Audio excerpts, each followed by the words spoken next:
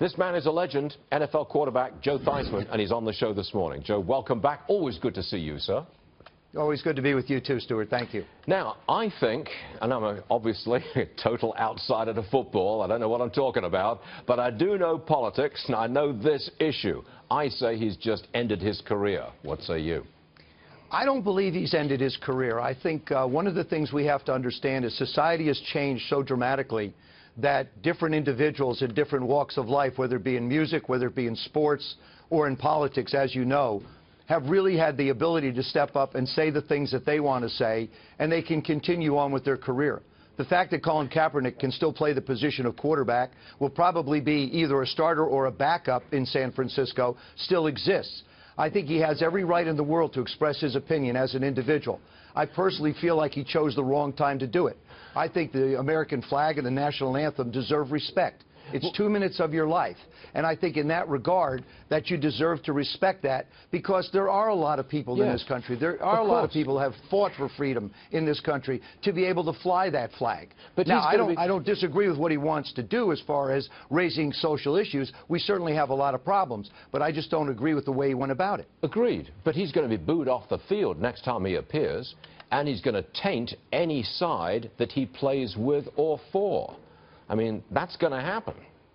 There's no question that it becomes a very difficult situation for him socially. But yet you have to understand his belief in what he did is 100%. I read some of the stuff that he said. I've looked into some of the things that he's talked about. We certainly have problems in this country. Every issue that he brings up is a valid issue. But he doesn't talk about all the good that the police do in this country as well. But hold on, Joe, look, I'm sorry to interrupt a man of your stature in this industry, but look, 2 years ago, Kaepernick was fined $11,000 for using a racial slur during a game with the Chicago Bears. Now, he denies that he said it, but he was still fined $11,000. Furthermore, he's an adopted young man, adopted by white parents. Furthermore, he makes something in the order of $19 million a year. I've got to question the sentiment of a man from that position saying something like this. You do have to question, but then again, you look at the forum and his beliefs and how he's changed.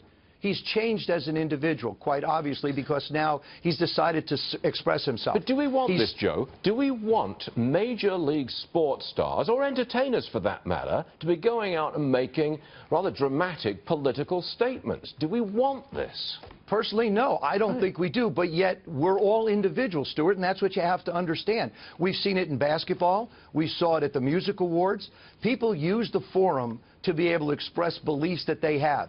It's the right that we have in this country. And it's going to be something that we're going to have to look at and we're going to have to listen to.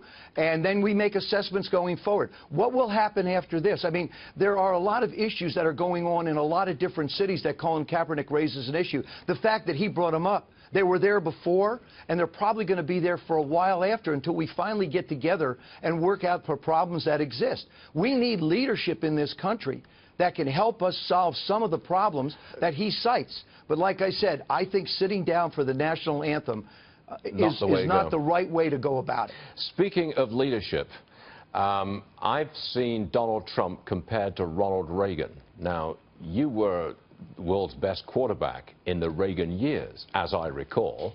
Do you think that Donald Trump is a Ronald Reagan kind of guy?